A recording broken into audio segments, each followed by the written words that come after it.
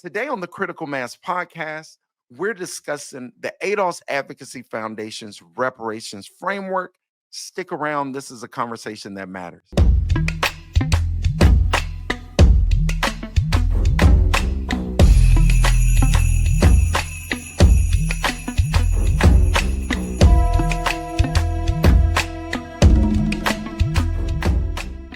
On Juneteenth, we mark the end of slavery and we commemorate the word of freedom getting to the last of the enslaved in Galveston, Texas. While we celebrate that freedom, we must also acknowledge that Juneteenth is the beginning of a broken promise, the promise of America. While June 19th, 1865 brought word of freedom, we know that freedom without redress is not freedom at all. Freedom without land, freedom without capital, freedom without restitution. From 1776 to 1865, the United States government sanctioned the inhumane institution of chattel slavery, allowing millions of our people to be trafficked, bred, sold, raped, tortured, and worked to death for nearly 90 years in service of building a new nation. That same government failed to deliver justice during Reconstruction. The promise of 40 acres revoked. Protection for the newly freed abandoned. Instead, our ancestors, who had already toiled unpaid for generations, were plunged into another century of terror, lynchings, massacres, land theft, medical experimentation, convict leasing, exclusion from land grants. And these were not isolated events, they were federal failures. And who did these federal failures happen to? They happened to the American descendants of slavery. Reparations must be lineage based because the injuries were and are specific. The unique economic disadvantage created by slavery did not just up and vanish, it was passed down, just like the property would have been passed down if we were allowed to own any. And if it continues today, how does it continue? It continues in the form of the racial wealth gap, intergenerational poverty, and the absence of inherited capital in Black families tied to U.S. chattel slavery. This is about justice for a particular group of people, not a broad category of race. Just as other aggrieved groups have received targeted redress, whether you're talking about our Japanese Americans for internment or Holocaust survivors, the American descendants of slavery must receive the same direct compensation and material repair. And who is that from? Directly from the US government. We've heard those excuses. It was long ago. Nobody alive owned slaves. But governments do not escape the responsibility just because time has passed. They have to pay their debts. They have to pay them with interest. And this is a debt that's long overdue. Today on the Critical Mass podcast, we are discussing reparations, specifically the framework for reparations designed by the ADOS Advocacy Foundation. For those of you that may remember, in October of 2024, the ADOS Advocacy Foundation hosted the National Reparations Summit in New Orleans, Louisiana. And at that summit, they previewed their reparations framework and they announced the Justice for Generations campaign, which was a campaign to go with writing and getting a national ADOS reparations bill. And if we're talking about reparations, there's a particular name that we have to mention, and that's none other than Yvette Carnell. Yvette Carnell, founder and president of the ADOS Advocacy Foundation. For those of you that may remember, she also was featured in the very first episode of the Critical Mass podcast. So I'd like to welcome Yvette Carnell up to the stage. How are you doing, YC? I'm doing good, Simeon. How are you? I'm doing good. You heard me trying to read through all of that. You did a great job. Great job. Working through it. It was a lot to read, but if I know anything, it's about making the case to reparations and I'd love to just give you your flowers in the moment, because when we talk about the modern reparations movement, there's no way to talk about it with out talking about you, because you created the foundation, the machine that is being used to push this movement forward. Um, with us today, we also have another wonderful volunteer with the ADOS Advocacy Foundation, because all members of the ADOS Advocacy Foundation are volunteers. All members of the HQ portion of the ADOS Advocacy Foundation, that's all volunteers. And so, one of the volunteers that we have with us today is named Aisha Muhammad. She has a beautiful, beautiful bio here. I'm going to read most of it. Some of it we're going to talk through. So bear with me here. Aisha Muhammad holds a bachelor's degree in history with a concentration in African American studies, a passion that was ignited by the stories of her grandparents, all born in the Jim Crow South and raised as sharecroppers. Their lived experience left a huge mark on Aisha, fueling a lifelong commitment to understanding the history of American descendants of slavery, their critical role in building the nation, and the persistent exclusion from its prosperity. She further pursued a master's degree in public health, focusing on healthcare policy and administration. During her graduate studies and subsequent HIV prevention work in Harlem, New York, Aisha gained firsthand insight into how race and lineage profoundly affect health outcomes and resource access, often with life or death consequences. Her career in shelter services, working with women facing mental illness and addiction, as well as men in general population shelters, deepened her understanding of the systemic barriers trapping, people in cycles of poverty. These experiences underscored for Aisha that lasting change demands transformational policies that address root causes, not incremental fixes. Driven by this conviction, Aisha advocates for targeted policies that recognize the unique history and current realities of ADOS people, aiming to finally align their social and economic status with their foundational contributions to America's greatness. With a strong commitment to public impact, Aisha works at the intersection of analysis and strategy, helping shape thoughtful policy solutions. Her career is centered on research driven approaches that support informed decision making in dynamic settings. When not advancing ADOS advocacy or pursuing her professional work, Aisha enjoys family time, photography, and exploring her passion for history through travel. Let's give a warm Critical Mass podcast welcome to Aisha Muhammad. Aisha, how's it Hello. going? Hey, hey, I'm good. How y'all doing? we are Good. It's doing good to see well. both of you. Good to see you.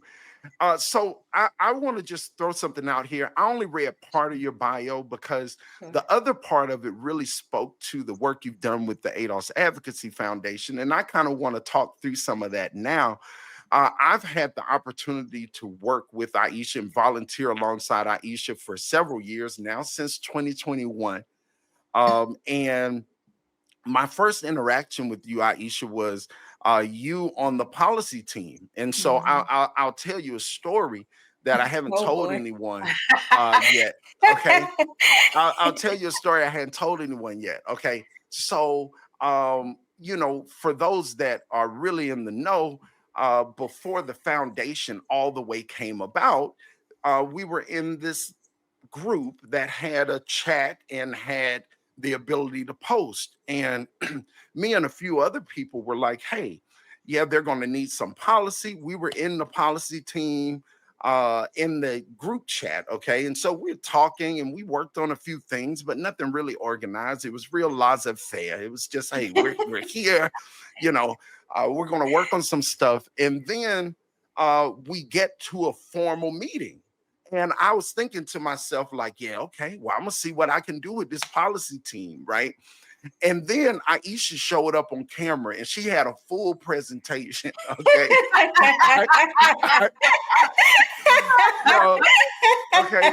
So she had a full presentation about like, hey, here goes what we're going to work on. Here goes the timelines. Here goes why it's important. And immediately I thought to myself, well, I'm going to sit down and shut up. Okay. Because what was obvious to me in that moment was that the right person had arrived to lead this particular initiative. And And so what happened after that, Simeon? What did I say? I said Aisha's the policy team lead. that's how I went to, right? Like, Right. It wasn't a question. It wasn't a question. there Right? was no question. It was like, and I'll introduce you to the policy team lead. And I was like, okay, this is great, right? Well, next thing you know, we were fully enthralled in working on a Black agenda. And I watched you lead a team of volunteers to create a 12 section Black agenda, ranging from agriculture to cannabis to business to you name it.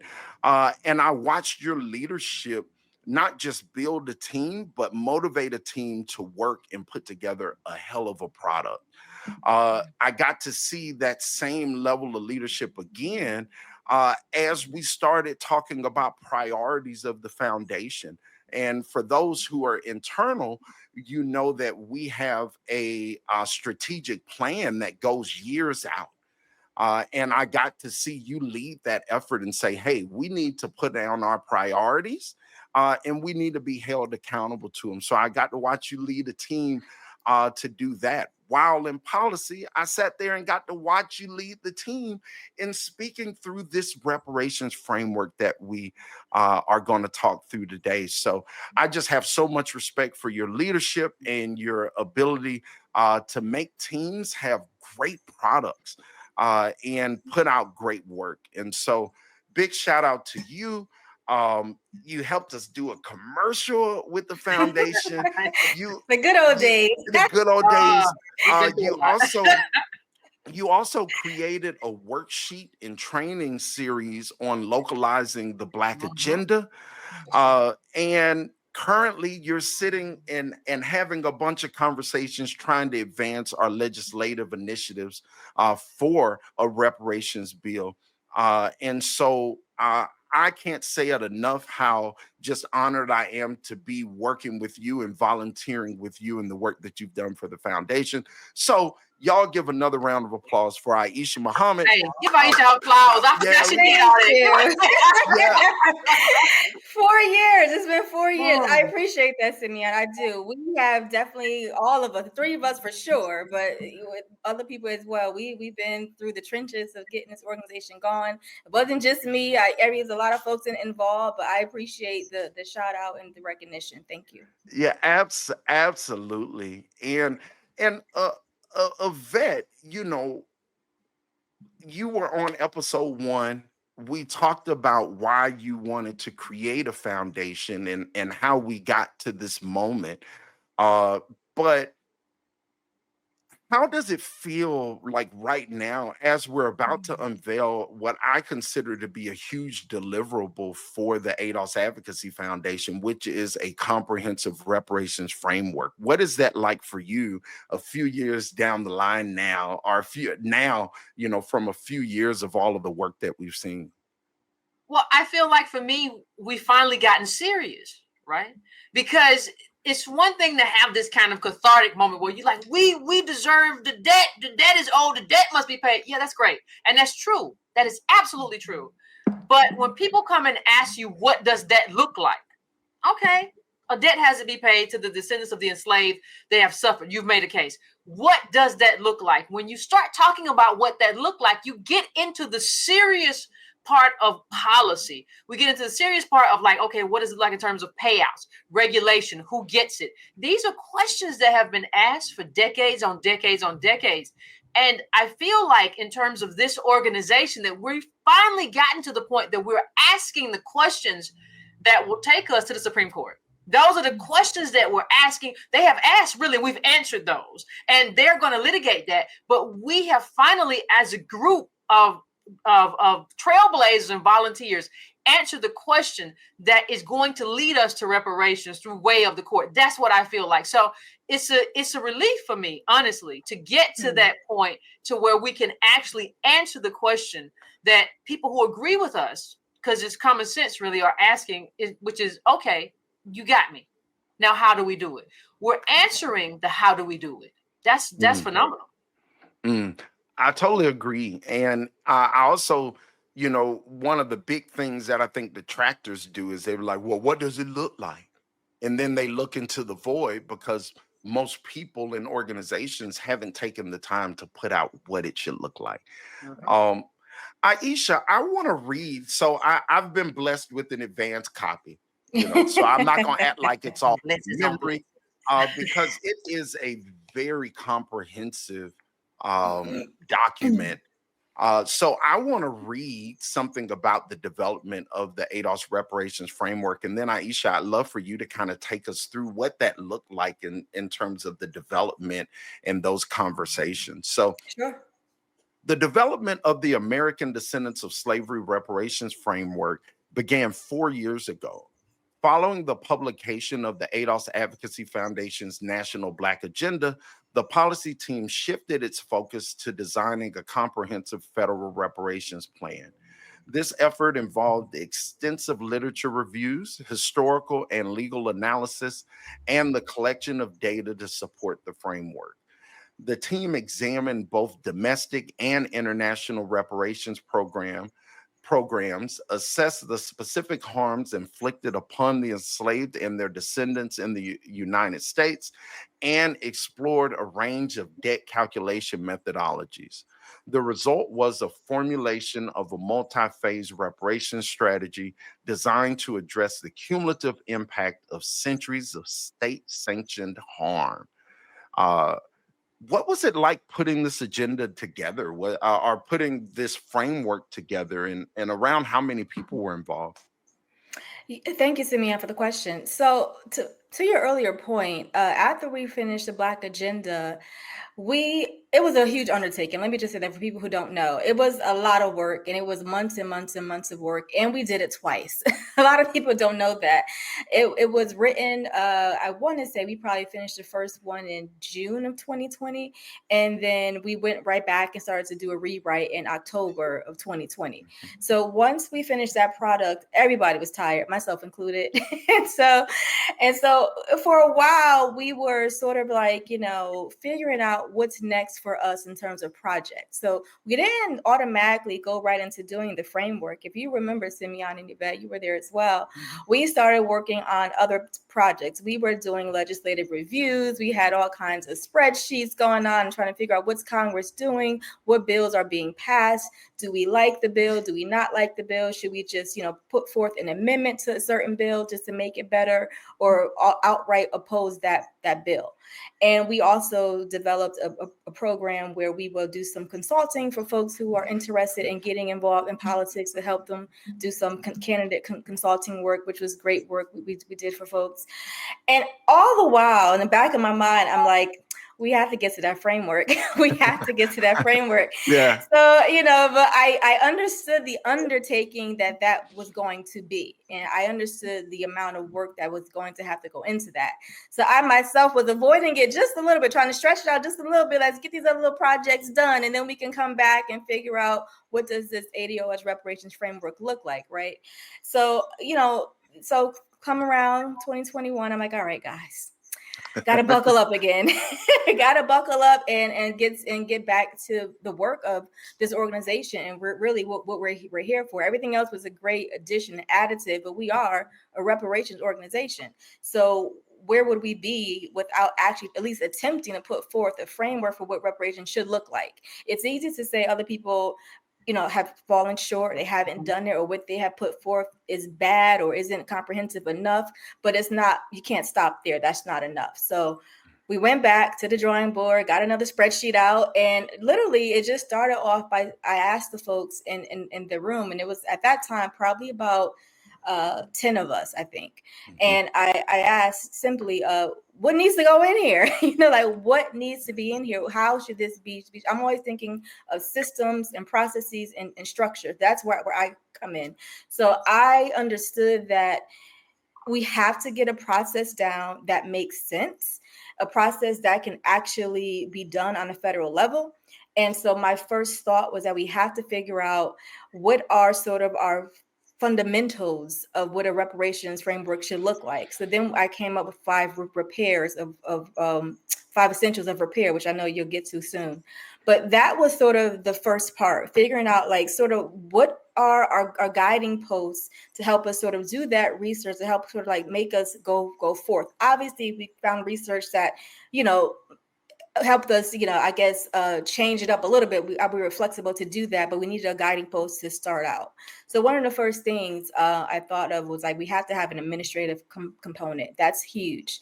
We have to figure out, how does this actually work in real life? And the only entity that can like implement this in real life is the federal government, right? And the federal government, although people, try to poo-poo the federal government does great work. It has great people there, and they understand how to put systems together, how to implement systems. And so I felt that would be the main first part, was having an administrative function. And through that, and I know we're going to get to it in a bit, was we thought having a Department of ADOS Affairs. You have to have like the fundamentals to even qualify what a plan should be. Okay. And so like when I hear the fundamentals, identifying the harm suffered, defining eligibility criteria, funding a comprehensive repair initiative, and having a robust set of legislative protections and oversight to prevent abuse. And so was that, were you working from that perspective of saying, hey, it needs to manage all of these items. Like there needs to be what harms were there, what the criteria to be eligible, needs to fund a comprehensive initiative, and there needs to be a set of legislative protections and oversight to prevent abuse. Is that the framework in which you kind of started, where you got the essentials? Absolutely. So the first thing is you have to define and describe what happened to us, what happened to our ancestors, right? So the harms is essential. You can't talk about any of this without talking about what happened to us. So that was the first thing we actually listed as a team. We all just thought through, okay, what are the things that we study? What are the things we've researched? Let's get some more research and figure out what happened to our people during those 89 years of slavery under the U.S. government, right? And then, which we get questions about all the time. I think from even before we had a foundation, the question on eligibility came up constantly, right? So who gets reparations? And to us, it seemed pretty simple, but to a lot of people, it was a little confusing. So I thought it was imperative to be able to define that for people clearly. And we have a table that we share in the booklet, so folks can easily access that to get that information. We can certainly talk through it here as well. And then the repair. So once you define the harm, once you notate and define who's eligible, you identify those folks, then what do you do to make amends, recompense for what happened to us, right? And what happened to our ancestors over that time period. So then we get to the repair part. At the repair, protections. And truthfully, throughout this whole process, and I'm talking and working with the policy team, in the back of my mind is always, how do we protect this wealth transfer once we get it, right? We understand that, there will be scams, there will be people trying to every which way to take what we just earned back from us, right? By legal means and illegal means as well. So just making sure that we're protecting our people at every aspect, every point of this. We'll talk through, and you'll see that there's a protection for every single aspect of this plan, so that people aren't taken advantage of.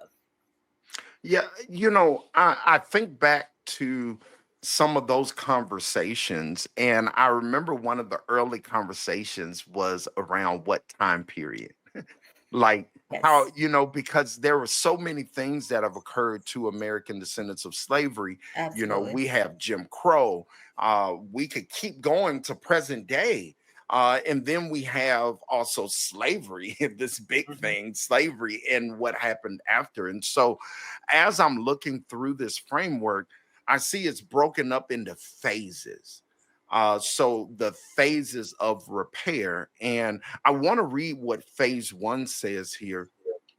And Yvette, I'd love for you to kind of expound on the importance of this phase. Phase one focuses on the 89-year period of chattel slavery in the United States from 1776 to 1865, as well as the 13-year Reconstruction period that followed.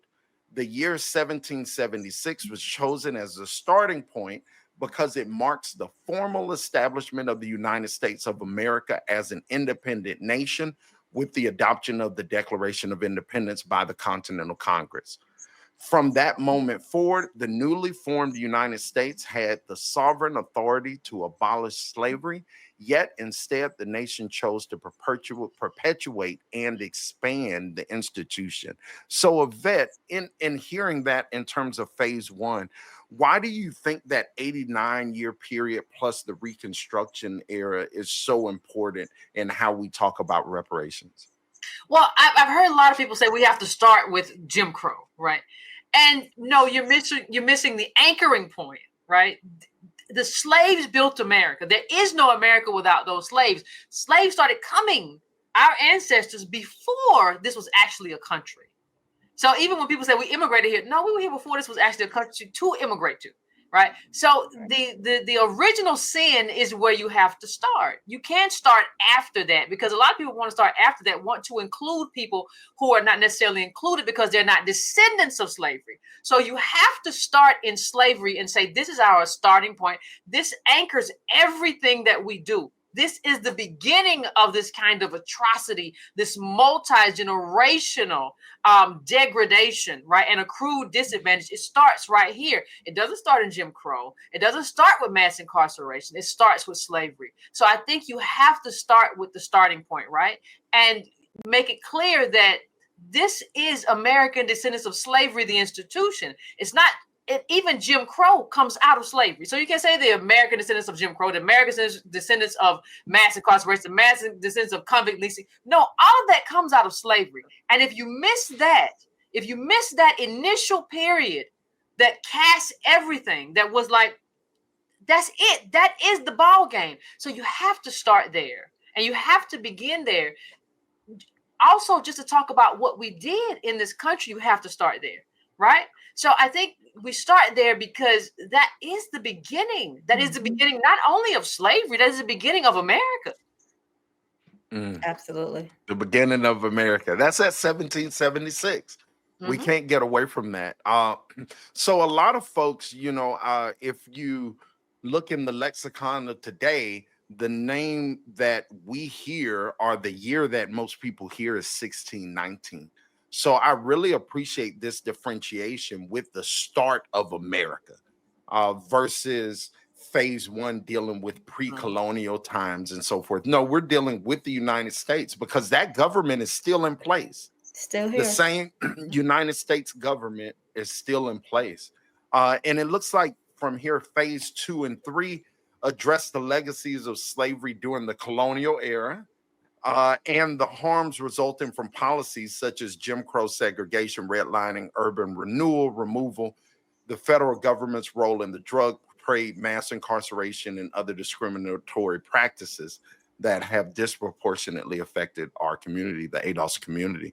I really have an appreciation for the specificity, and I think, Yvette, this whole movement has been pushed in the concept of specificity. And so as I read through this framework, I see the specificity that really brought this movement forward with the phases, and phase one being where we focused.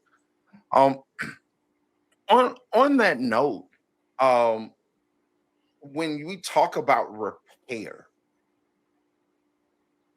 and during this phase, you talked a little bit earlier, Aisha, about the essentials of repair, and you started to get into really the administrative.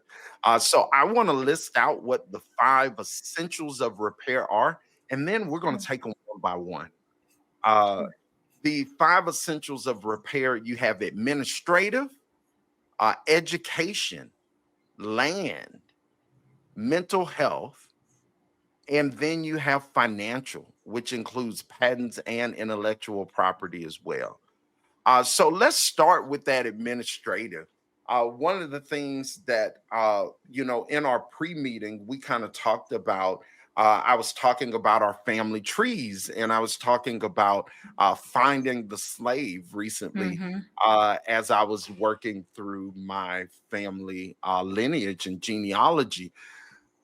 Can you talk to us a little bit about the concept of safeguarding ADOS genealogy as one of the aspects of the administrative portion of our repair?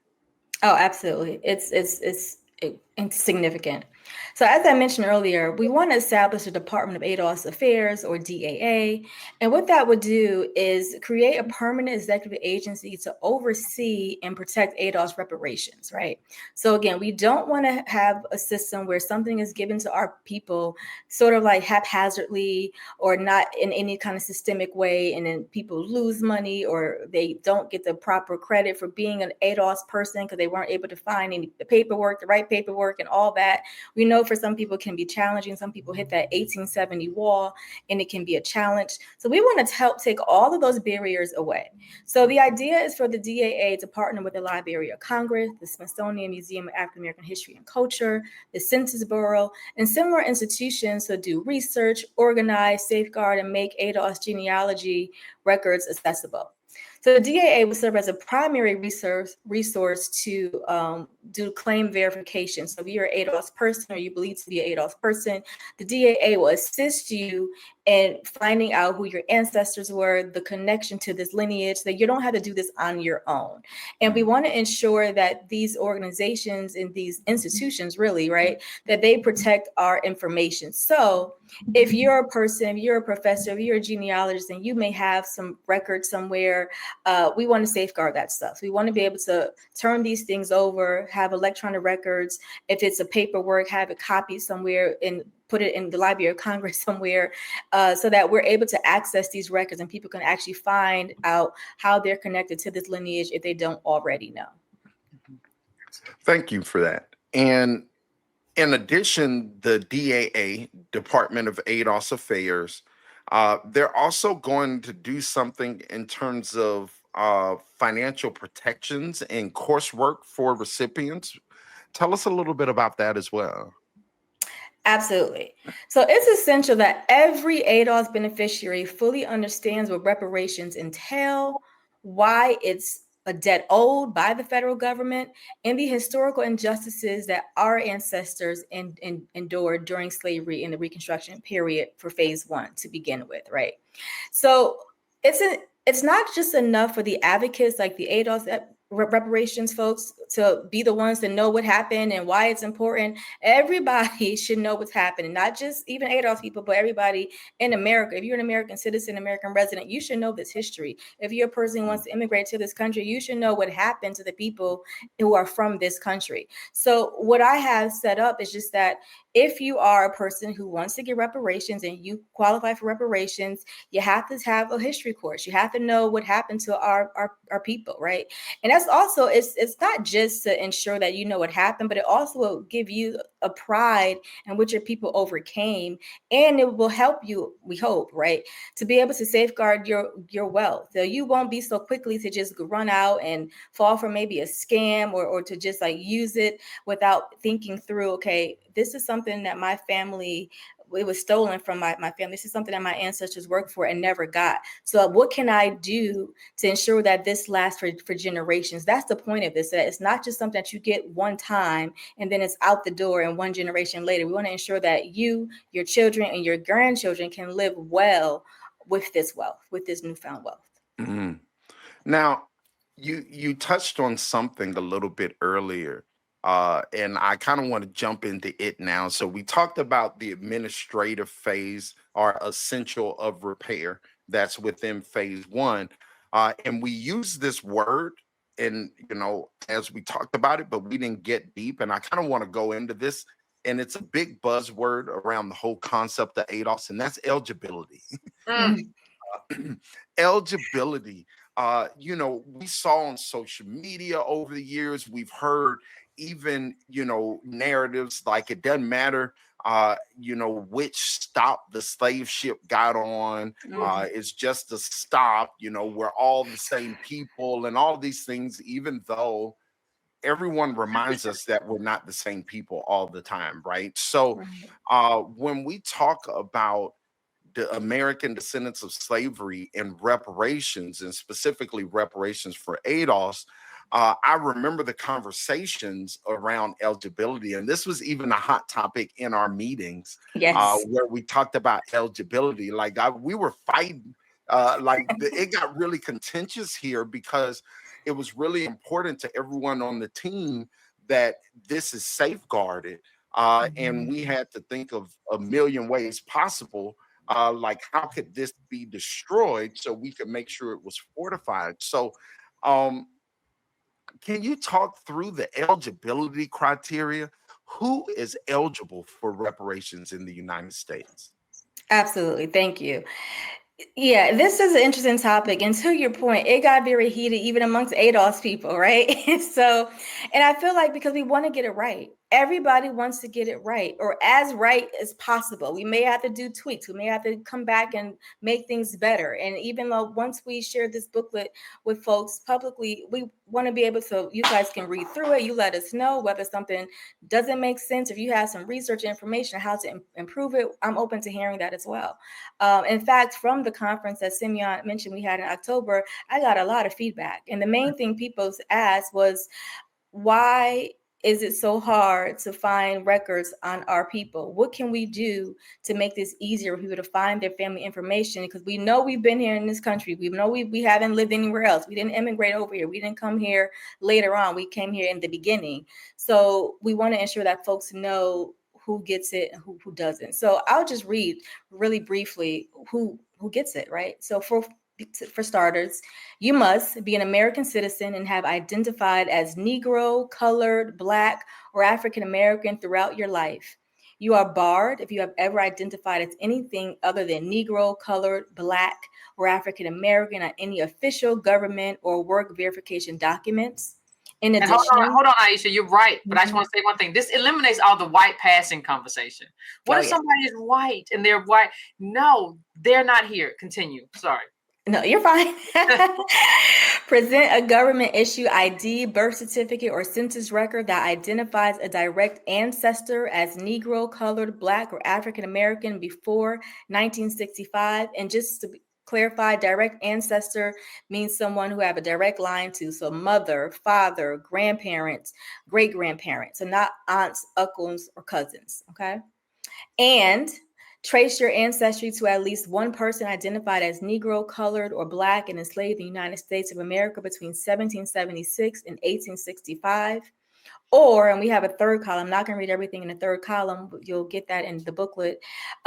One of the things, though, that came up in the conference, people talked about that 1870, pre-1870 sort of like wall that they hit in trying to find their ancestors, because before then, enslaved folks weren't necessarily counted on the census. They weren't named. They may have been counted as just a number or age or for some kind of physical characteristic, right? So with that feedback I received, I updated it. So now we have identified one direct ancestor to the 1870 census record who was identified as Black or mulatto, right? And there are other things that you can choose from that third column in case the middle column, as far as finding someone who was enslaved during the 89 years of American slavery. If that's complicated, we have some other options. So really, it's a three-pronged test. Yes. Right. It's a three. So you have to actually meet on all of the three criteria. And the third portion, there's a couple of different documents that can serve for that. Absolutely. Is that correct? Okay. So why three-pronged? Why couldn't it just be Black is Black? Why couldn't it be, why couldn't it just be I have have 4C hair too? What why, kind?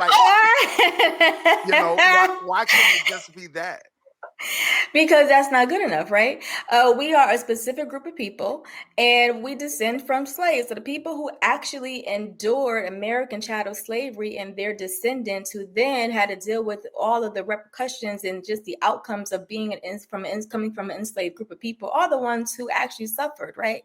So it's not good enough to just say because we have the same kind of hair texture or complexion, or we both like hip hop and R&B, that you automatically can have a piece of this claim, right? No, that's not how that works. I personally would never assume that because of how I look that I can have a claim on someone else's ancestry. You're not Haitian. You don't have hate. You can't get anything from France because you have melanin. You can't do that. I absolutely would never tell a Haitian that I deserve anything, any recompense because of what happened in Haiti. Nor will I tell a Jamaican that, nor will I tell someone who experienced colonialism in Africa or other parts of the world. So yeah, so this is a very specific claim. It's a very specific eligibility marker that we have here. And it's just, first of all, it makes sense. You're saying that this is about lineage. So yes. Also, I went to the doctor. I had a sunburn on my back, and she said I'm melanin deficient. If you can trace your ancestry though to slavery, this being melanin deficient disqualify you if you have sharecroppers and slaves as your ancestors. And you straight out sharecroppers, right? And those not even grandparents, her parents. So she's like my mother was a sharecropper. Yeah. Like she remembers picking cotton. So like it's not about we get into this thing sometimes of, oh my God, you have white in you somewhere. Yes, that's obvious. It's also obvious to me that I also have sharecroppers and slaves in my lineage as well. And so I think sometimes we get caught up in the amount of melanin and kinky hair. I got the kinky hair. Stop right there. But sometimes we get caught up in you don't have enough melanin. And we lose that it's also about lineage and what the lineage ties to and what is the consequence of that lineage. And people miss that part. Yeah. Yeah. And for those who are new to this conversation, pre-1965, the amount of Black people in the United States who did not descend from slavery was to the right of the decimal. So it was negligible altogether. It's to the less than 1%, significantly less than 1%. The Smithsonian. We didn't make that up. That's from the Smithsonian, right? And it's also from the book. I can't remember the name of the book, but I'll find with this also from the book. We can put a screenshot up there too. There was a great book who had it. I put the graphic up frequently.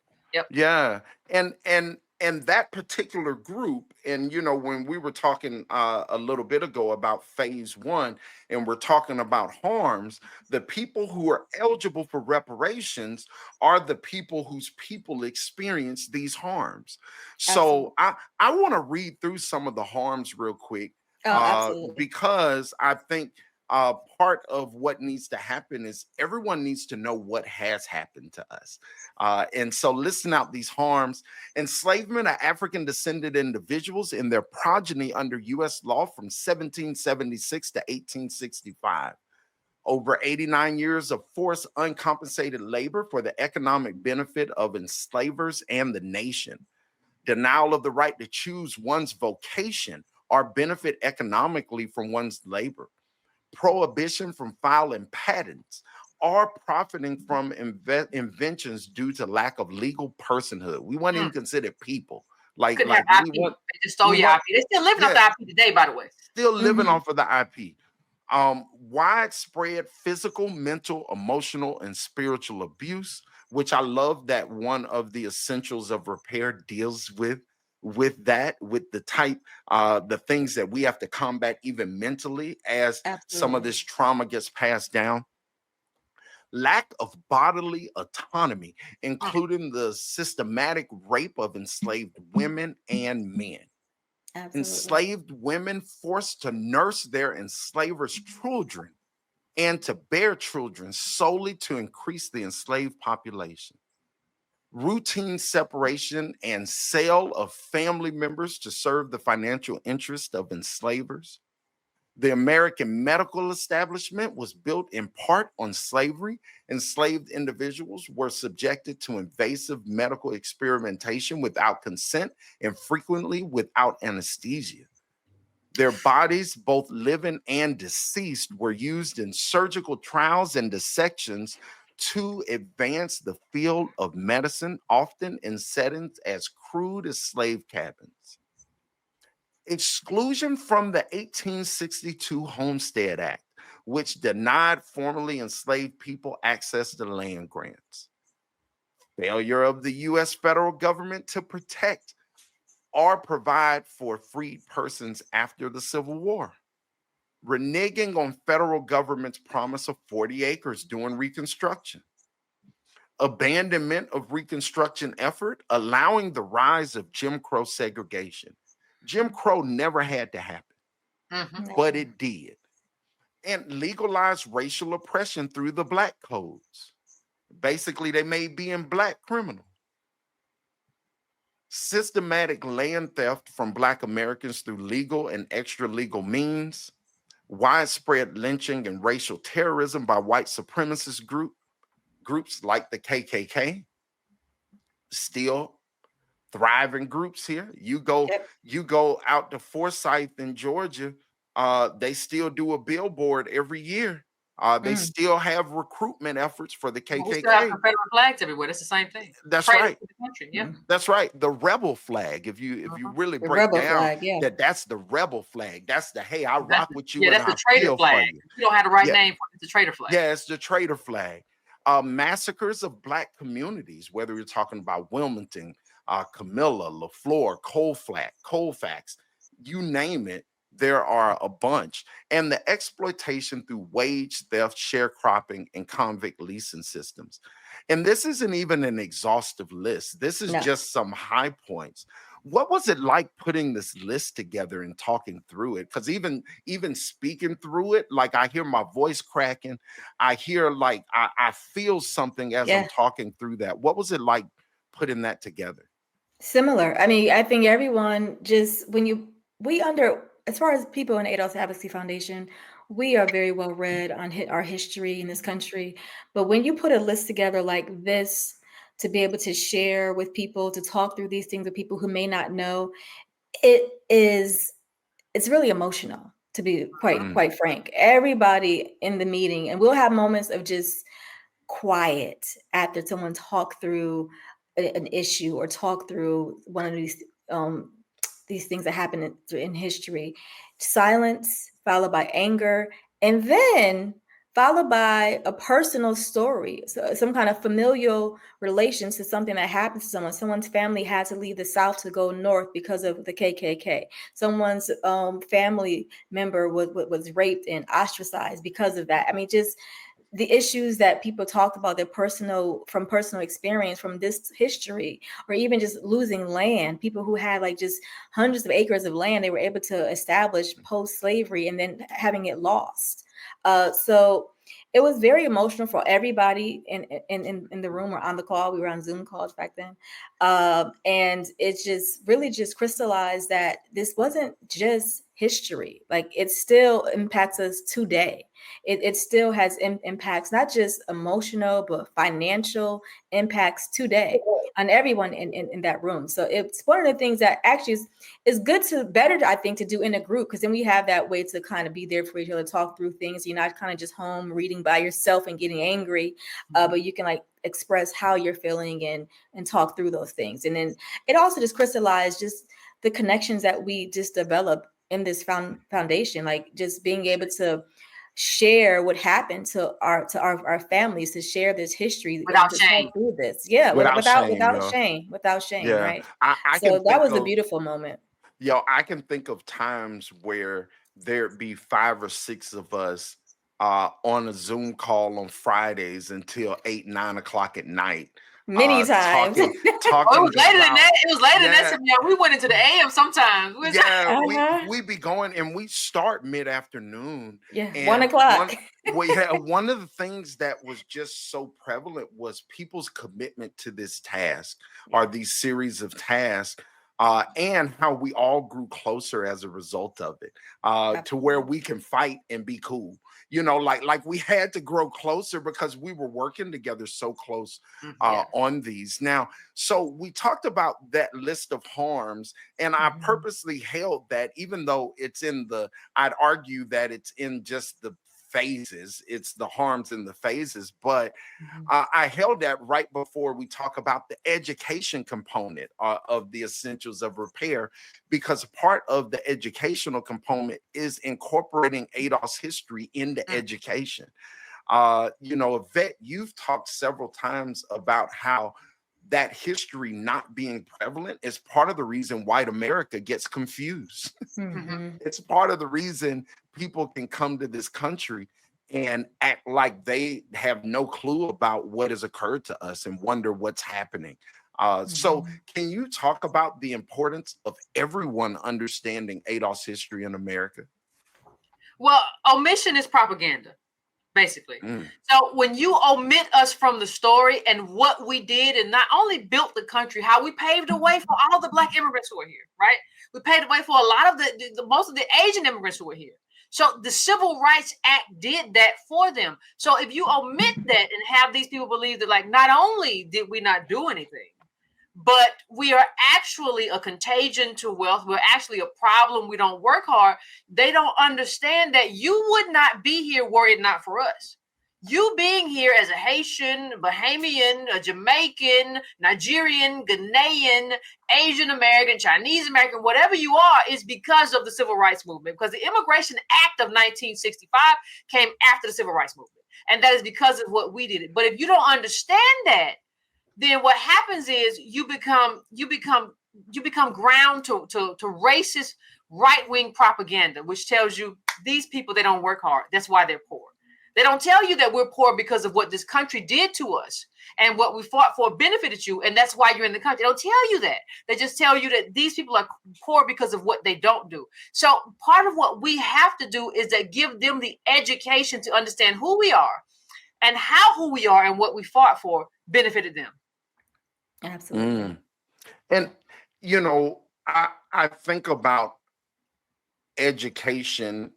We have to make sure other people are educated, but we also have to firm up or shore up our own educational institutions. I hear a lot of people give HBCUs flack, but the majority of our professionals come from HBCUs.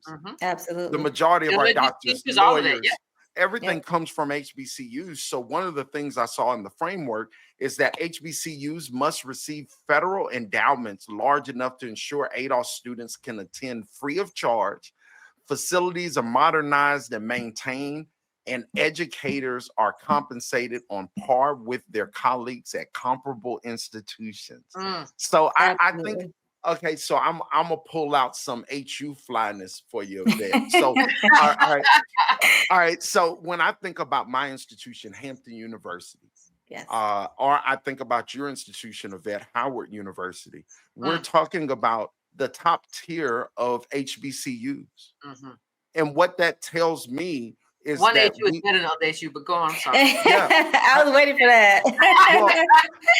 One is the real HHU, right? Yeah, I don't know what which one is the real one? I just want to point out, even our background is pirate blue. But so we even got a pirate blue background, Hampton Pirates. Let's go. But when I hear that at wanting educators compensated on par with their colleagues, when I think of top HBCUs, when I think of Hampton, when I think of Howard, when I think of Morehouse, when I think of Spelman, when I think of some of these top HBCUs, what I'm hearing is that their educators there should be compensated just like they would at Harvard or Cornell or at Princeton, at the places that have a track record of making strong Black leaders, strong Black employees, employers, business creators, doctors, lawyers, and so forth. So can you talk to us a little bit about the thought of HBCUs in this framework, Aisha? Absolutely. You pretty much summed it up. I mean, to your point, these schools are the institutions that make Black professionals, right? I mean, so it just makes sense to continue to shore that up and ensure that they're getting equal access to funding so that our institutions can continue to prevail for the next 100 years, right? And also so that we can ensure that our students, the more ADOS students are going to these schools. I mean, even to this day, you'll hear ADOS kids say they would love to go to HBCU, but they just can't afford it. To. Yep. Yeah, and it's just not fair to just saddle some young person with like thousands and thousands of dollars of debt, and sometimes into the hundreds of thousands of dollars, right? So, the idea here is ensure that ADOS students, if they want to, they can go to an HBCU, right? To ensure that these schools get the funding that they need so that they can pay their administrators, update their facilities, and just be successful. But also, so what we often hear when people talk about reparations is that there's so much research that needs to be done. Research needs to be done. And okay, maybe there is some. I think there's lots of, from what I've read, and I read a lot of it, there's a There's lot a of lot of information info already out already there. there. There's a lot of studies already out there. There's a lot of data already out there about our outcomes and the impact and the money that was lost and basically taken off the table, if not land stolen, right? Which ends up being worth money. So if there's research that needs to be done, we need to have the institutions, our own, that can do that research, right? We need to be able to have the grant so that researchers can work at the institution and do the high levels of research that's required to be able to even strengthen this case for reparations. Yeah, something I love about this section is it dealt with our institutions, it dealt with our students, our learners as well. And it didn't just require our institutions. So you also have in there that ADOS who do not attend HBCUs must receive vouchers to attend public colleges and universities free of charge. Absolutely. Yeah, so you shouldn't have to go to a Black college to Right. get the education that we deserve here in Right. America, because I believe that this reparations framework puts us as first-class citizens in this country. So Absolutely. that I believe with that first-class citizenship comes choice. And part of that choice is we should be able to go where we want. And if it's a state, public college or university, there shouldn't be a cost there. Shouldn't be a cost, right. The money should not be preventing us from getting the education to be able to have the jobs of tomorrow and today, right? We shouldn't be, worried about folks being unemployed and folks being employed because they don't have certain skills. So, we have all these institutions. We need our students attending them just like everybody else. Absolutely. Absolutely. So we've talked about administrative, we've talked about education, and then these are just overviews. Yeah. When you all actually get to see this framework, you'll see how vast and extensive the information in these sections are. But these are just overviews. And I know everyone's waiting on us to get to the money. We're not there yet. I know it. We're saving it to the last portion of today. So we're going to talk about land now. And the Critical Mass podcast, we did an episode on eminent domain. We talked about all of the land loss that we've seen throughout our history here in America, especially land loss we've seen post Reconstruction. If you look on our agricultural agenda, with the ADOS Advocacy Foundation, the Black Agenda, the agricultural section, it talks about how much land we've lost. And in some cases, the size of Central Park daily for a certain period of time. And so land, I don't think we can talk about reparations without talking about land. And I know a lot of people, you'll hear the 40 acres and a mule. And what I love about this whole framework is it basically breaks out that if you have the 40 acres and a mule and don't have anything else in today's society, it's not enough. So we do talk about the 40. Yeah, we do talk about the 40 acres are the need for land. So can you talk to us about in there? It talks about an ADOS land trust and management of that trust. Can you tell us a little bit about that? Absolutely. So as you guys know, but for our audience, in case they don't know, you mentioned 40 acres. So General William Sherman Special Field Order number 15 is what created the 40 acres. So what was supposed to happen, what was promised is that 40 acres of tillable ground would go to newly freed families. And at that time, families were understood to be around 4 people. So the 40 acres would amount to about 10 acres per household member. One of the first things I did was to kind of go through some old agricultural data to figure out what was that land worth back in 1865, right? And so 1 acre on average, of farmland and buildings in the United States in 1865 was worth $17 an acre, okay?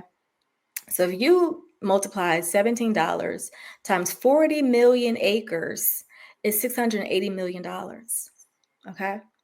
So that's in money from 1865. So if we bring that up to present day, and if we use, let's say, 6% annual interest, that would be at $6.3 trillion in 2022.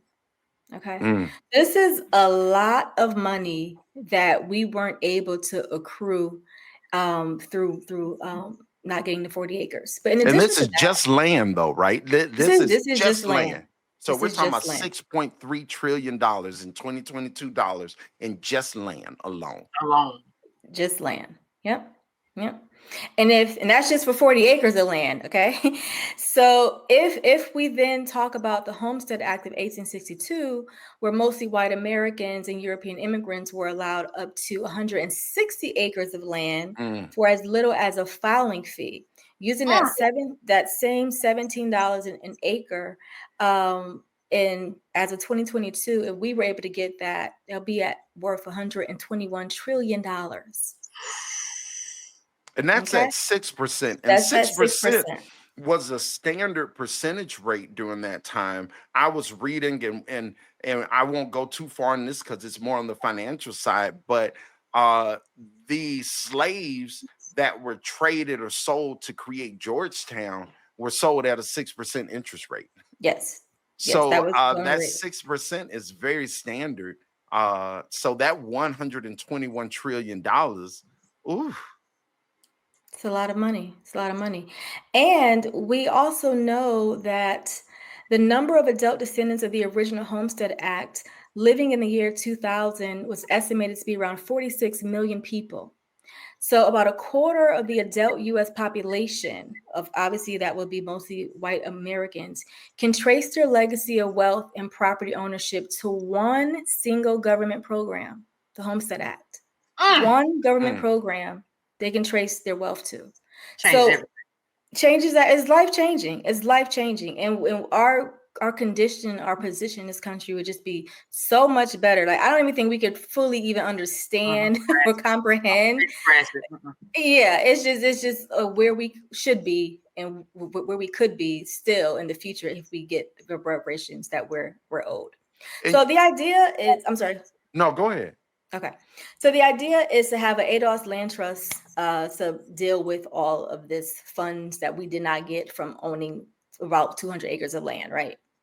So it will be held and operated by the DAA, the Department of ADOS Affairs, with oversight and input from a community board, inclusive of members from the ADOS Advocacy Foundation. And we want it to be a combination of real estate, community land, conservation land as well. And the trust, the real estate will be diversified. We'll invest in apartment buildings, hospitals, hotels, etc. The land has to be quality, free of toxicity, unencumbered, right? And a person, ADOS person who has gone through the process, gone through the trainings and the protections and the history training on why we deserve reparations, all the things to qualify and be over the age of 25, they would then receive monthly dividends from this land trust, right? So we're asking that the DAA would hire land assessors, wealth advisors, soil experts to test the soil to make sure that the land that we get and that's, in the trust is, like, again, viable and it's eventually profitable. So we also want to have an opportunity for people to also live on the land. So if you're a person that you just want communal living, you may just like the congregate settings. We want to be able to build on that land, have homes on that land, multifamily housing, if you will. But also we know there's a segment of our population that cannot live independently, right? So you have people who need more services. And, I live in Washington, D.C. Just today, you really can't walk down the street without seeing people who are experiencing homelessness, who are experiencing mental illnesses, and a lot of them are our folks, right? So we want to be able to have a safe space for them as well. So this is a part of that package. Look out, the mute monster almost got me. I love that this even talked about it being quality land free from toxicity, because we Mhm. know the history of America. They'll throw us on some lead land real quick, okay? Real Yeah, quick, you get that yeah, right. tomorrow. Yep. Yeah, yeah, Toxins yeah, everywhere. Or some you land know, that's sinking. You be Yeah. in the bayou. yeah, telling us we can go to the American equivalent of Chernobyl, Right. and This is and all so yours, all this of is it. just All yours. of Go, it. go. So I love this section, and land ownership is really important to me. I've dealt with land loss, as I've talked about. Our family dealt with land loss, as we talked about in the previous episode. Um, I love I love 20% of land allocation funds must be set aside for ADOS individuals who wish to purchase land for personal or business use. And that there are protections there.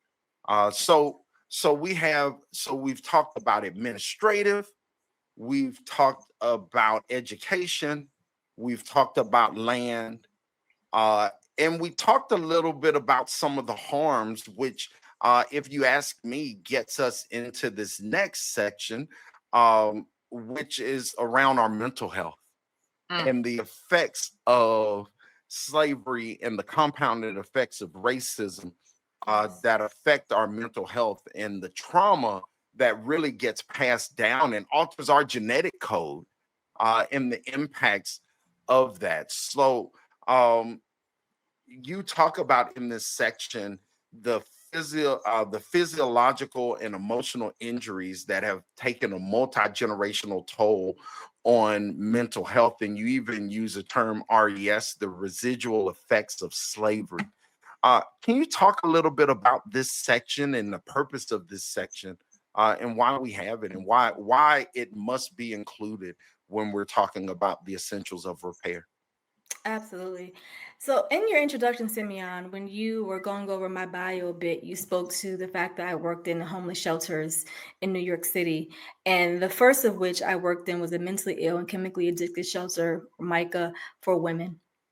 And what I didn't know was how poverty and is a risk factor for everything. Okay. So just not having money is a risk factor for everything. It's a risk factor for HIV. It's a risk factor for homelessness. It's a risk factor for obesity. It's a risk factor for everything. Right. And when you're of our lineage, you know that what the data always says, we're at the higher rates of everything. Right. If anything is bad in the world, ADOS got it. Right. Mhm. And that's true for homelessness as well. So some of the women at this particular shelter, I realized, it wasn't just because they were homeless that they were experiencing issues. It was because of being ADOS. It was because of that history of neglect, the history, and not just neglect. I'm not talking about familial neglect. I'm talking about from your government, right? Our government hasn't been there, hasn't done play the role that they should play in ensuring that people are emotionally and mentally stable and capable of living productive, full lives. So one of the most heartbreaking things in that experience is realizing that some people will just never be able to live a normal, I put that in quotes, life because of their mental illnesses. And when it comes to our people, we lack insurance, the proper insurance to have like really, at the shelter, people will get seen by a doctor for maybe 10 minutes every blue moon, particularly just to do a psychosocial so they could get housing in a structured environment, right? And that's just like a short thing. It's not a long-term, ongoing, real sort of like relationship with the doctor to get you stable and be able to function in this world. So it's just putting a band-aid on such a large problem. So I want to ensure that those people who have extreme mental health disorders, but also those of us who are maybe on like the other end of that spectrum, and particularly coming through our lineage and experience, what we've experienced has the opportunity to get seen appropriately so we can deal with the issues that come up just from, like you were saying, not just from racism, but also lineage therapy as well, right? So that component is in there, and we want to ensure that we have Black social workers who are trained in this, and not just trained in like mental health issues, but trained in lineage-based therapy. So ensure that our particular issues that are really, specific to being American, right? And being American descendant of slavery, that all that is considered, that is understood. And then there's therapy and treatment plans that are developed with that in mind. You know, I don't think people understand the mental impacts of racism in a real way. I was having a conversation with someone about the impacts on Black Americans, their mental health with underemployment. Mm, How underemployment alone can affect how you see your worth in the marketplace, how you absolutely. see Your your worth and abilities. your family as well, right? Hmm. And the Everything. financial. And so Mhm. what, I think of a moment of that when you were talking about and me and my wife talk about this particular moment. It was on one of your shows, and you talked about how we're taking ownership of all that failure. Mm. And Mhm. how if you don't have the issue pointed in the right direction, next thing you know, it's all your fault versus what has occurred to us in these documented incidences of racism and heinous activity towards our community, us being locked out of the job market, us being locked out of farming, us being locked out of all of these different areas. And we're watching the switch up happen with AI right now, Yes, uh, sir. where Mhm. where a new lockout is occurring, and the impact on our mental health kind of lays in the balance. So I really appreciate this section. I appreciate the fact that the foundation considered it and put it as an essential of repair. And let me just say one thing to me really quickly. I have, after that show and a few shows where I said like, hey, this isn't true. This is something that is intentional, that is geared to harm you. It's not your particular failure. After that, I got a number of emails from ADOS people who were saying I was considering suicide, Mm, right? Mm. Like I was going to take my own life because I thought I had failed myself, my family, my spouse, my kids, and I thought they would be better off without me. Right. Mm. So when we talk about that, we're talking about also saving the lives of ADOS people who have unwittingly bought into this propaganda that says that they are the problem. Right. mm. And I think about old stories that I've heard from ADOS families, mine and other families, where you might have had a suicide. And I think about statements like, I didn't think I added any value. Mm. I think about Black men specifically, and how we have the highest unemployment, and the feeling of value that comes from being able to take care of your family, Mhm. the Mhm. feeling of value that comes from the community seeing your value, and how the effects of that not being the case, how that has us in mental shambles a lot of time. Mm. And I think it affects our ability to volunteer. It affects our ability to work with one another. It affects our ability to even have the perspective needed for our own change management in our life. And so I love that this section is here. Can we talk about the money? Always on Yeah, the can we money. talk about the Always on the money here? money. Yes, sir. So, I held this section to the end on purpose, because everyone starts with the money.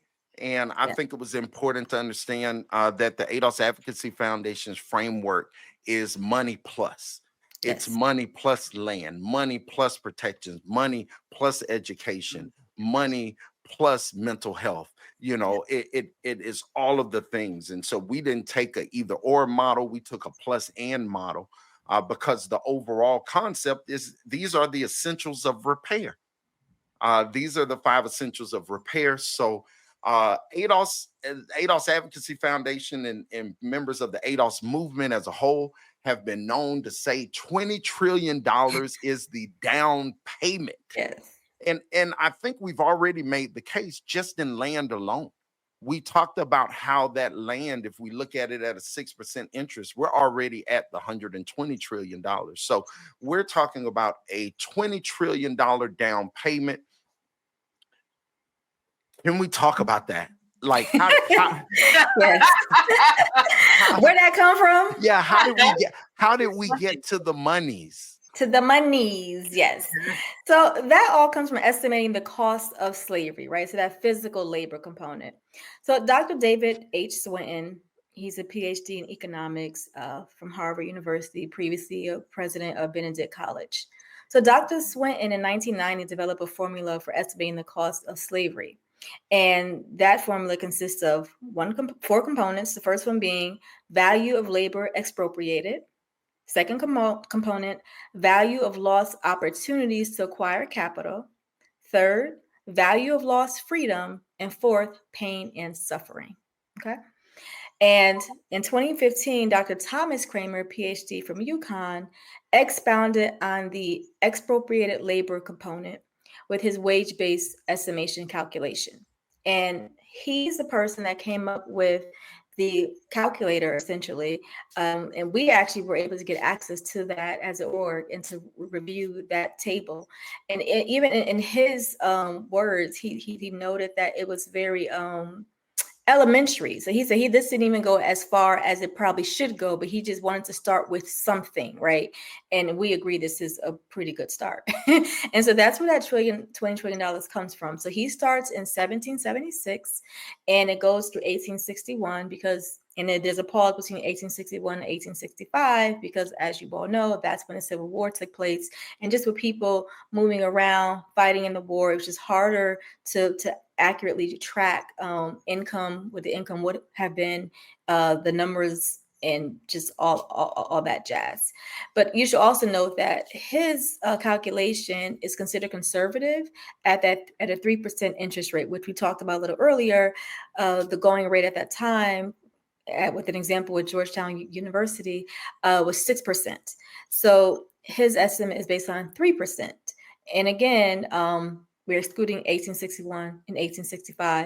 So 1776 through 1861 are the years that he did the calculation for.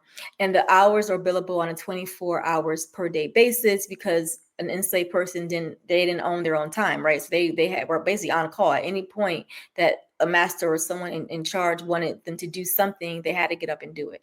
So it's based on 24 hours. And that's how he came up with that calculation. And at the ADOS Advocacy Foundation, we agree with that methodology.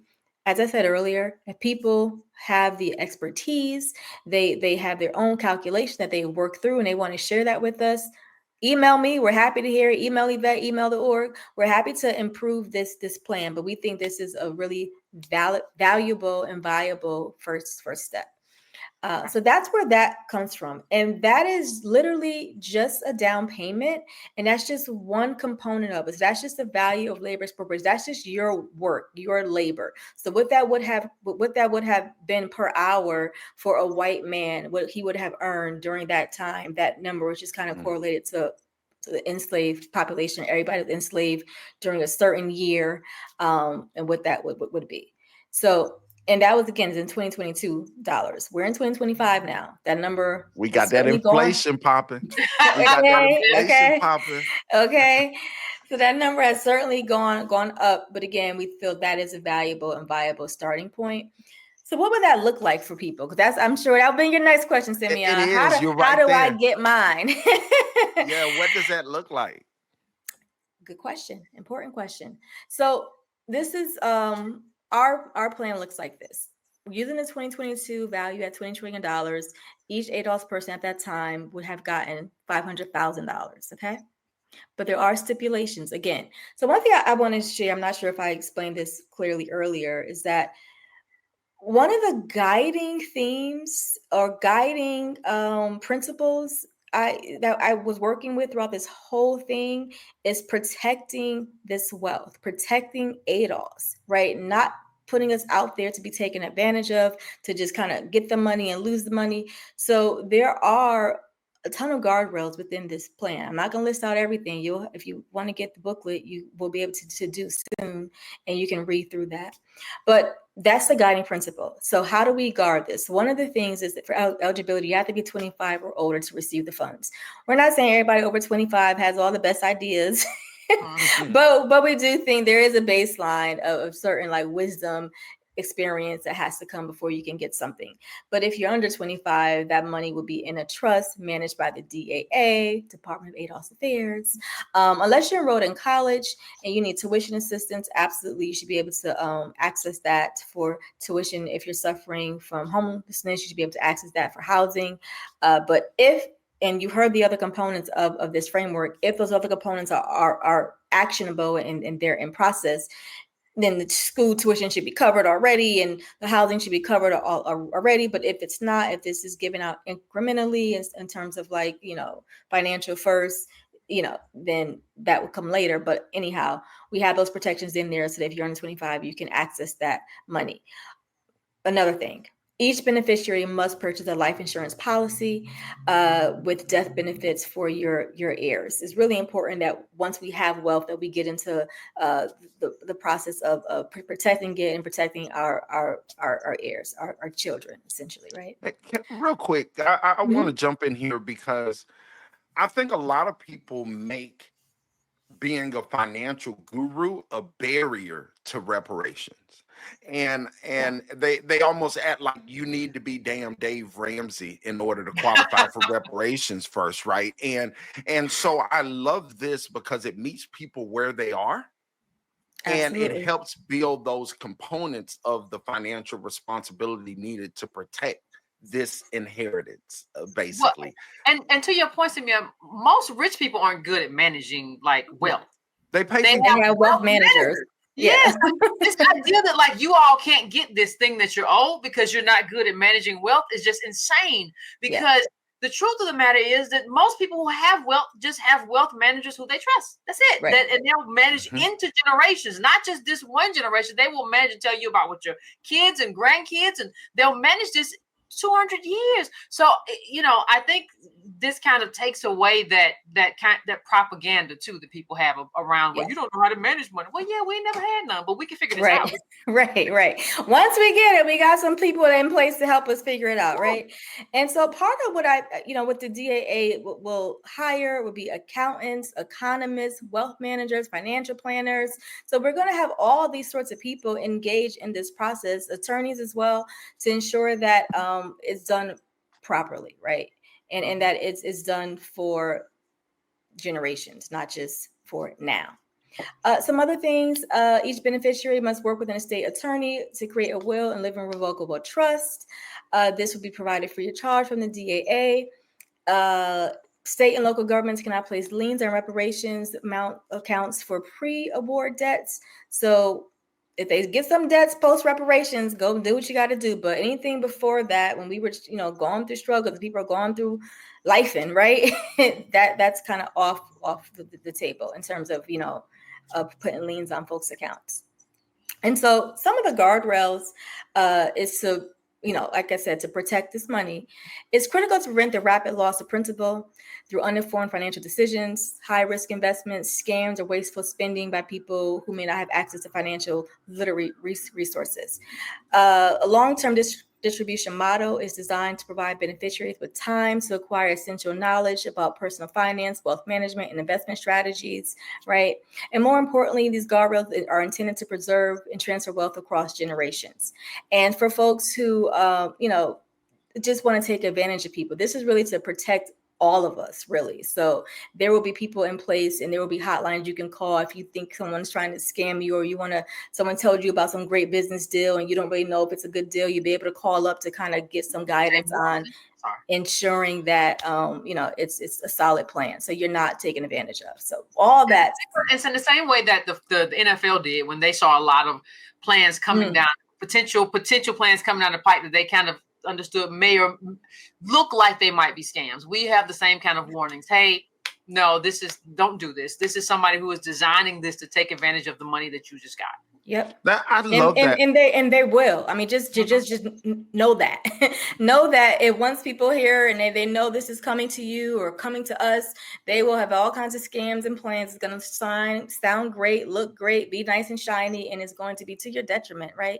So we want to make sure that there's a way to prevent. We won't be able to prevent everything, obviously, but to the best of our abilities. Yeah.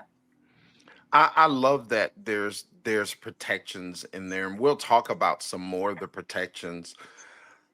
There's this other, I remember as we were developing this framework, we got into patents. Mm-hmm. We got into patents. We got into intellectual property because one thing, as you start to learn and understand ADOS history, we've always had inventors. Yes. We've always had people who were a step ahead of the rest. We've always had people who created things that made life easier.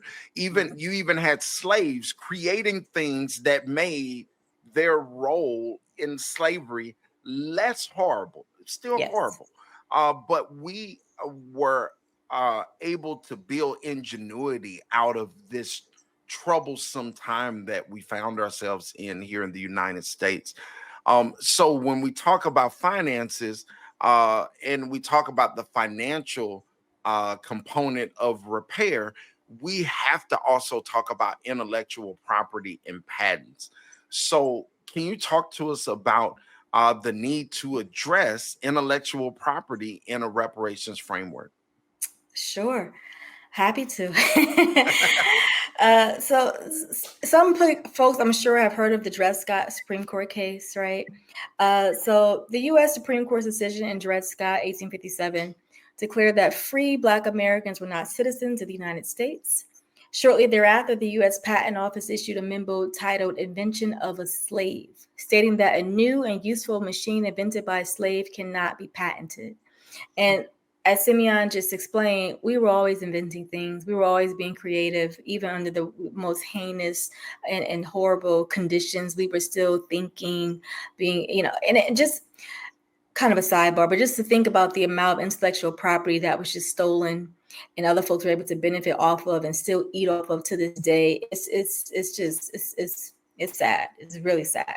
So what we want to do here is help to bring ADOS people into a position of not just creativity, but of ownership, and ensuring that things that we developed, that it's being protected, and that we have the skills and the systems around us to be able to help us kind of just be as creative as we can be as inventive as we can be, and then to protect our inventions. So Olivia Constance Bethia explains it this way. If African Americans comprise around 14% of the U.S. population, but account for only 2% of current patent awards, and the value of the U.S. patent system is $8 trillion, then the budget for a proper reparations package would include $960 billion. That's just to get us on par with our population numbers. Equity, okay? That's what that's talking about. So And that's just patents. That that's that just is patents. just intellectual property. Mm-hmm. Yes. So in you all's calculation, in the foundation's calculation, this concept of this 960 billion was injected into that down payment, correct? No, this Oh, is completely oh, separate. so This is completely this is separate. even more. Oh, This is let me let me clutch the pearls. clutch the pearls. This No, is that the completely down separate. payment, just to be clear, the down payment is just for that physical labor, that Just the labor. day-to-day work. That's just what that is. Okay. This whole second segment of patents is just people being just brilliant, right? And making and creating brilliant things, but not being able to actually, get the money or the credit for doing that thing. And now if we look at our population today being about 14%, but we're only 2% of the patent industry. And we know we were always creating things. So if we're going to be, think of things being equitable and just like making this right, we'll bring that up to 14% of patents as well. And so with those numbers, it would be $960 billion is what our share of the larger patent industry would be. Mm. Hey, I can't help but think when we think about racism, they use it's used as a term to define hate. But what we dealt with was complete domination. Mm-hmm. Mm-hmm. Was complete domination where, and I appreciated from the harms. We talked about the lack of body autonomy. We talked about the inability to preserve our inventions or to profit from those inventions. the inability to keep a family together, Yes. the inability to grow from our labor and profit from that labor. I just hear complete domination, and what I hear from this framework is what it looks like to break that up, to Yes. break that domination up and bring us to our rightful place in American society. There are no Americans more American than the American descendants of slavery. We are the Americans that the standard of greatness should be measured next to. Can we talk about protections? We've talked about the money, and y'all, for those that are listening, there's a lot here around the money. I mean, they even talk about licensing fees being paid amongst graduation for different types of trades. They talk about job placement and the need for job placement. We talk about education tailored to meet current needs of future labor. I mean, this is such a robust framework. And so we're looking forward to being able to share it where people can actually read through it themselves. But I want to talk about these protections. Sure. And because we know that they will put together a system that defunds everything that they fund if we Mhm. don't think about it front end. We've seen it. We saw in Tulsa and other places, hey, build a Wall Street, they'll destroy it. They'll Mhm. fire it. They'll destroy all of the people and then deny justice to living victims, right? Like, so we know that protections are important. And so one of the protections that is talked about is preserving and publicizing ADOS history. Yes. Can you talk a little bit about that? When I think ADOS history, one of the things that comes up is the preservation of like slave narratives. Yeah, The absolutely. preservation of those. Talk a little bit about the need for that preservation. Absolutely. And you're right on point with that. So one of the first things, like we mentioned before, people want to know, am I eligible, right? And how will they find out if they're eligible or not? So we do want to preserve the history here. So some of the documents that we're referring to is transatlantic voyage records, slave trading manifests, photographs and videos from that time period, auto recordings, journals and bills of sale, insurance policies and wills, land titles and deeds, sharecropping and convict leasing records, census data, freedom papers, probate records, and birth certificates where available, church and baptismal records as well where available. So we would ask the Congress to pass legislation to protect these historical documents that are vital to ADOS to confirm the eligibility, right? In addition to that, just having a public awareness campaign so that people in the community, like, you don't know what you might have in your attic or your basement, right? And not just ADOS people, but other Americans in this country as well. If you have something that you haven't shared or you haven't gone through some old paperwork and and it may have some information that's valuable to a family out there somewhere that can tell like where their people may be from, may have come from, may have experience, be it convict leasing, be it sharecropping, whatever. We would want you to bring those documents forward and be able to protect that document, to document that history, put it in the historical record. Mm. Now, I also saw under protections that the DAA would have investigative and enforcement powers to shield us from scams. uh, Yes. Yes. so, It's I, it's isn't it so crazy? This is like, it has to be like top of the line, top of the list. It's just so important because, as I mentioned earlier, people are going to come with the scams. They're going to come with sort of stuff we haven't even seen yet. Okay. Mhm. There mhm. would be inventing new ways, probably using AI, right? To be able to figure out a way to how to get that money out of your bank account and put it in their It's going to own. get more complicated. It's not going to be just like I'm the prince of Zamia. It's going to be like, and I have money for you, and I want to your bank. It's Yeah. going to become much Right, more complex. right. Like, here's your reparations check. All you have to do is put in your account number, and then And they transfer me some. Like, transfer right. me. You got So, extra. Just transfer me some. so All basically, your now I money ain't gonna gone. say no names, but basically, you can't have someone create some bull crap real estate investment and later become a preacher after painting a commercial building black and running up energy costs. Right? Is that what we're so? I would say yes. All right. That sounds about right. That sounds about right. And Yeah, I and mean, these same people talk about the Lloyd's of London in relation to reparations. So child. they are we won't have to give up grit money. No grit money. We can eat our grits. Okay. Okay, we can eat our grits, which I heard some folks on X, Twitter, because I don't call it X. I heard some folks on Twitter talking about they ain't like grits, but then they went to a non-ADOS place to get them. But anyway, we'll keep. I digress. Let's get back on some of these projections and saving the grit money. About that, we gotta protect the grits too. I gotta add that. Protect the grits. Protect that grit money at all costs. At all costs. And I think this part is really important because when we talk about key documents and public service announcements or awareness campaigns, we're in the middle of an environment where our stuff is getting moved out of museums right now.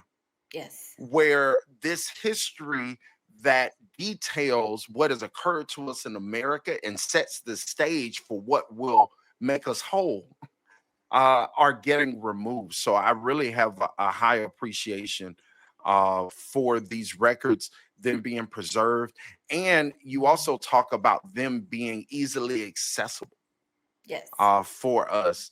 And so I another part I saw was offer incentives to documentarians, researchers, historians, and journalists who have interviewed survivors of these traumas to share their recordings and footage for the enrichment of our national memory.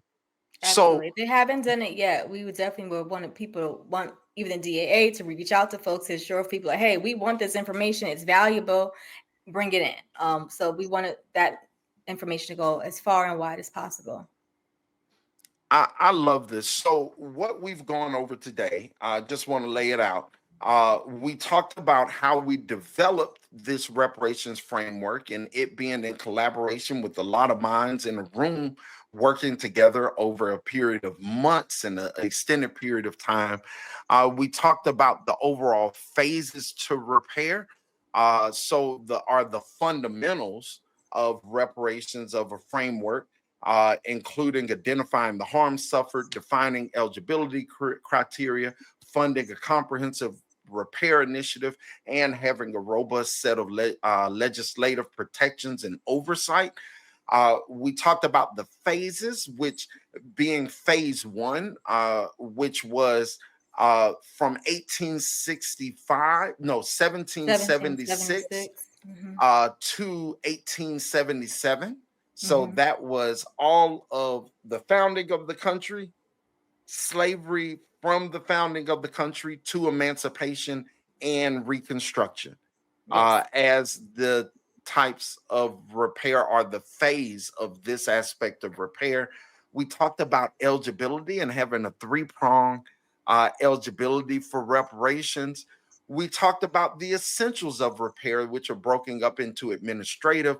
So like the creation of a Department of ADOS Affairs, ensuring that our history is safeguarded.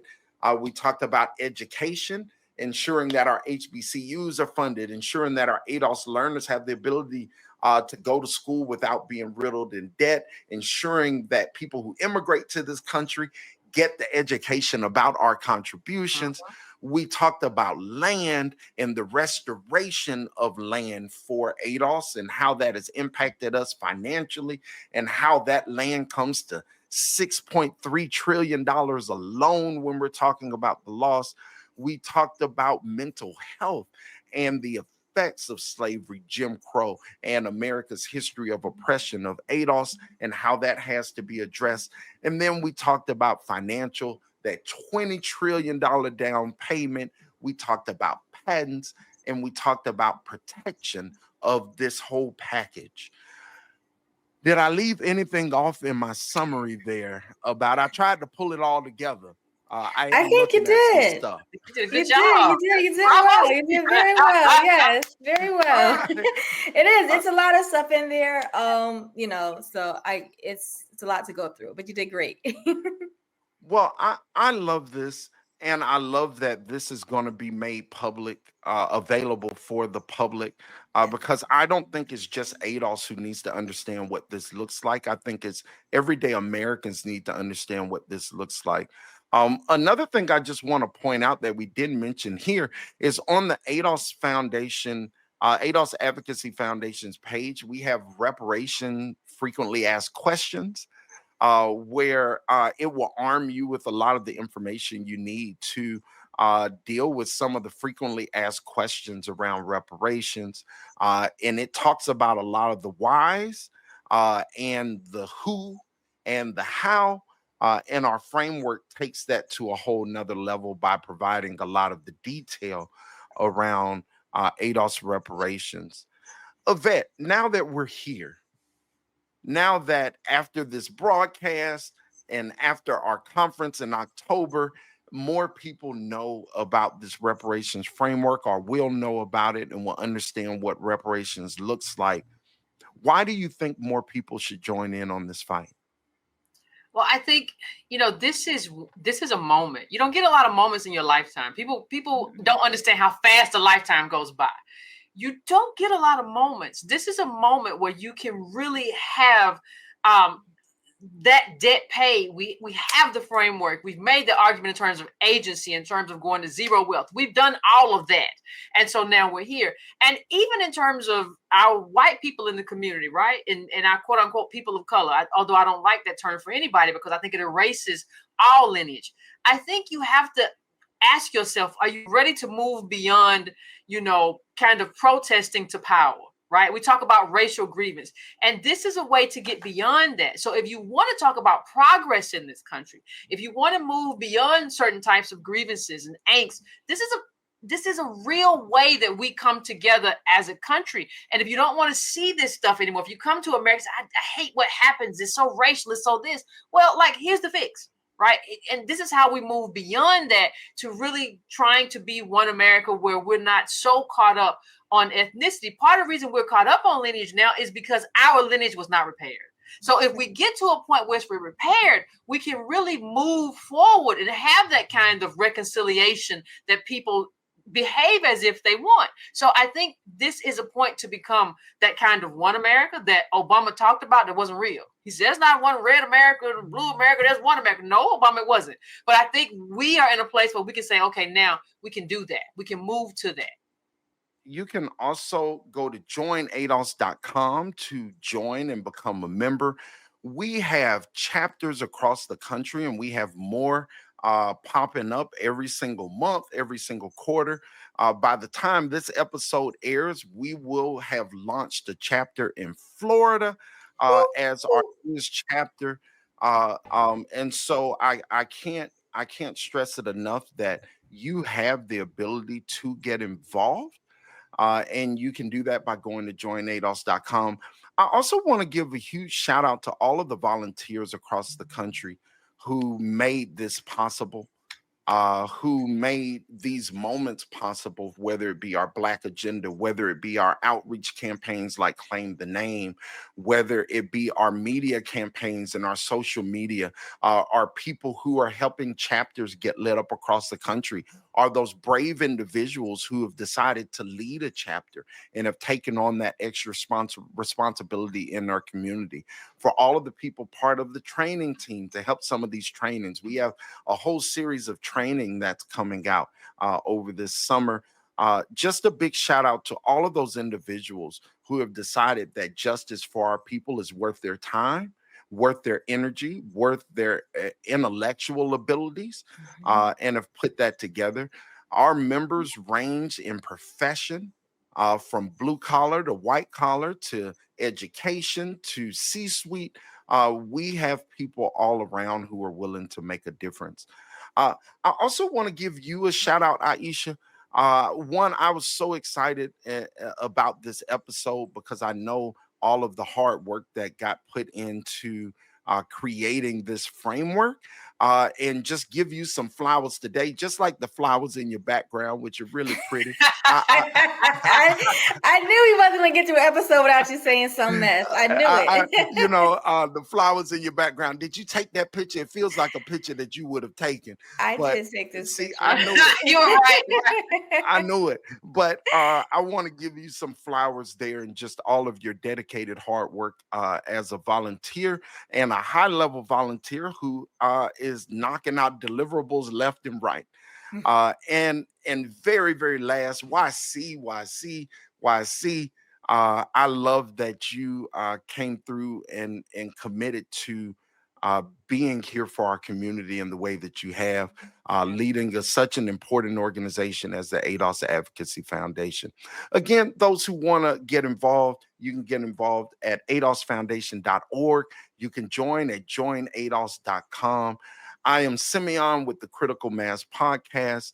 Thank you all for joining for our reparations episode where we reviewed the ADOS Advocacy Foundation's reparation framework.